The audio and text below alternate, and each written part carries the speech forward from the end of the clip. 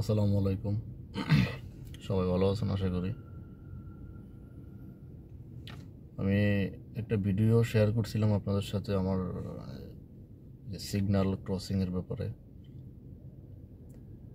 ওই সিগন্যালটা আসলে আপনারা আমার এই ইউটিউবে ঢুকে আমার ওই ভিডিওটা দেখেন। আমি ওই ভিডিওতে বলছিলাম যে আমি রং সাইডে গাড়ি করছিলাম, চালাই দিয়েছিলাম। রং সাইডে বলতে কি, যে লেফটের থেকে আমি লেফট থেকে আমি আমার রাস্তায় যাওয়ার কথা।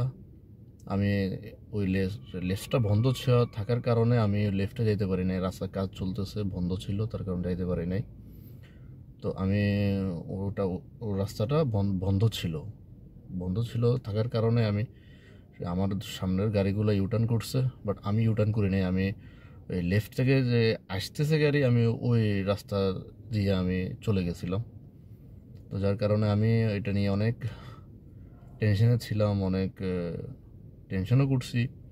কারণ যদি আসে তাহলে তো ৬,০০০ টাকা আপনার মোকালাফা আসবে 100%। ১ মাসের মধ্যে দিয়ে দিলে সেটা ৩,০০০ টাকা। এখন এখন ওটা আমার কিছু পরিচিত মানুষ ছিল, আমি ওনাদের সাথে ব্যাপারটা শেয়ার করছি। ওনারা বলছে যে না, আসবে না, টেনশন নেই। যদি ক্যামেরা থাকে, রাস্তায় যে ভিডিও ক্যামেরাগুলো থাকে, ওইগুলো যদি চেক করে থাকে ওনারা, তাহলে হয়তো ফাইন আসতে পারে, আর এমনিতে ফাইন আসবে না। যাক, আমি ভিডিওটা গতকালকে আপলোড করছিলাম। এই ভিডিওটা আপনারা ভালোই সাড়া দিয়েছেন আমার ভিডিওটাতে, ভালোই লাগছে। এখন আমি এগুলো নিয়ে টেনশন আসলে ভাই। এই কাতার শহরে বলেন, ওমান বলেন, দুবাই বলেন, যেখানে বলেন, আসলে খুব সতর্ক হয়ে গাড়ি চালানো উচিত। কারণ আমরা এদেশের আজনবী, আমরা একটা যদি ভুল করি আমাদের অনেক টাকা, লাখ টাকার উপর ফাইন আসতে পারে আমাদের। তো সো কেয়ারফুলি বা সতর্ক করে গাড়ি চালানো উচিত। সবাই ভালো লাগলে কমেন্ট করেন।